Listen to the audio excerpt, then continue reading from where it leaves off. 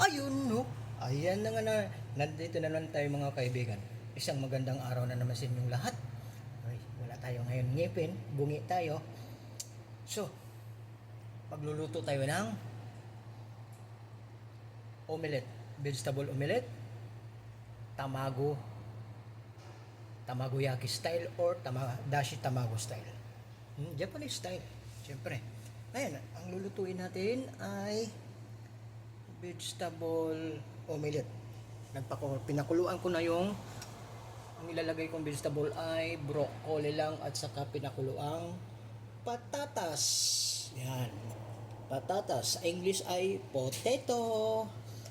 Ayun. Ayun. Kanina pa ako naghahanap ng chopstick. Nakakita pa rin ako ng nag-iisang chopstick. Saan ba galing ito? Yan. Ito. Ito. Naka-ready na yung ang tamagoyaki natin. Ito ay 5 pirasong itlog. Yan. Tapos nilagyan ko ng fresh milk. Tapos salt and pepper lang mga kaibigan. Yan. Parang kulang pa sa asin. Di bali na.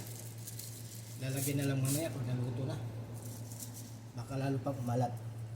Ito na, mainit na yung lalagyan natin ng, dahil ito ay teflon.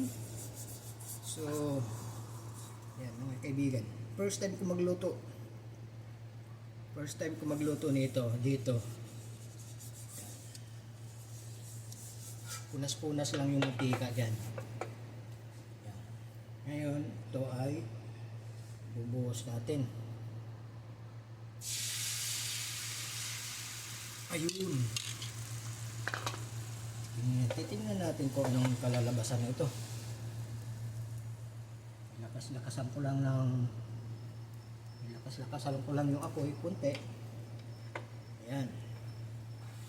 Ito ay omelette din siya. Kaso lang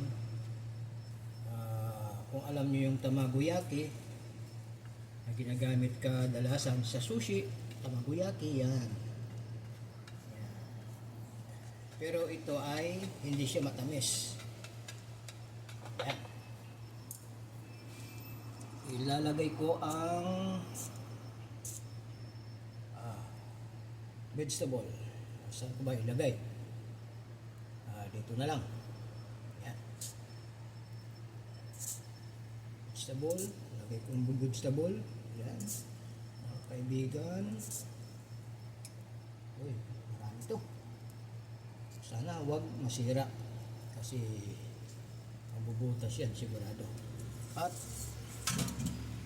dahil may nakita pa akong mozzarella cheese na tira kakarampot, ano natin, ilagay natin syempre.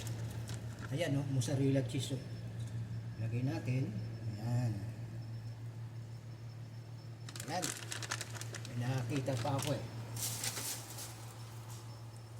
So, titingnan natin kung anong kalalabasan nito, mga kaibigan. Tutupi lang natin. Ayun! Oh, mukhang magandang kalalabasan. Ayun. Isa pa. Ayun. Tapos,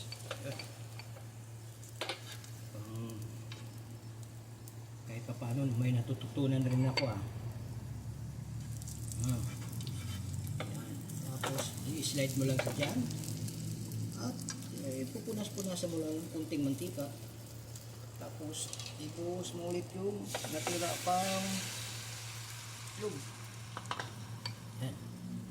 Tapos susunodin mo siya dito para yung ilalim ng itlog na naluto na dyan ay karoon siya ng okay. Tapos yung mga bubbles dito ay bubutas-butasin mo lang. Pang special ito ngayon mga kaibigan. Ayan. Ayan, pwede na yan, pwede nang baliktarin yan. Ayun, nababaliktad din. Tapos, punasan lang ulit natin ng konting mantika. i-slide na naman natin siya. Dito banda, lalagyan na naman natin ng konting mantika. At yung natirang itlog, mga kaibigan, ilagay natin. Ayan, ubos na. Ubos na. So, ito na yung final niyan. Okay. Ayan.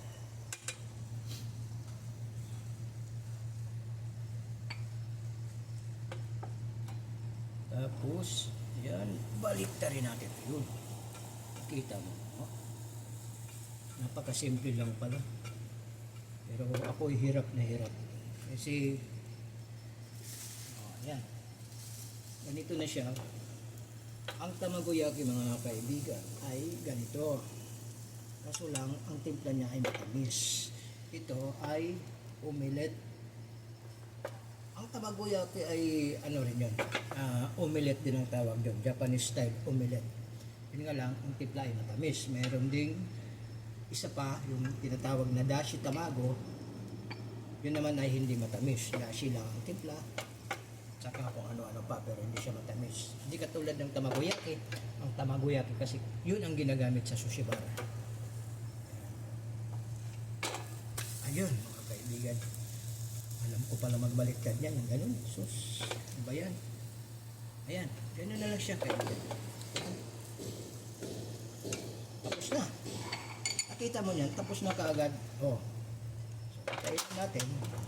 Ganyan na ang tamago style vegetable omelette.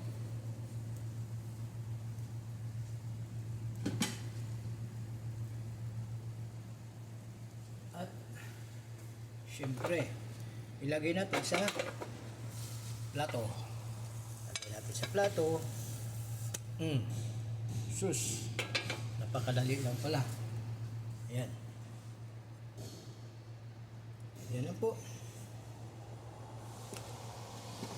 Yun lang, mga kaibigan. Sana mayroon kayong nakuhang idea o natututunan sa aking ginawa, dahil ako man ay may natututunan din sa aking ginawa. Maraming salamat. See you next video. Kung hindi ka pa nakapag-subscribe, abay, mag-subscribe ka na para sa susunod kong mga video o yung mga dati ko ng mga video, mapapanood mo naman. Maraming salamat.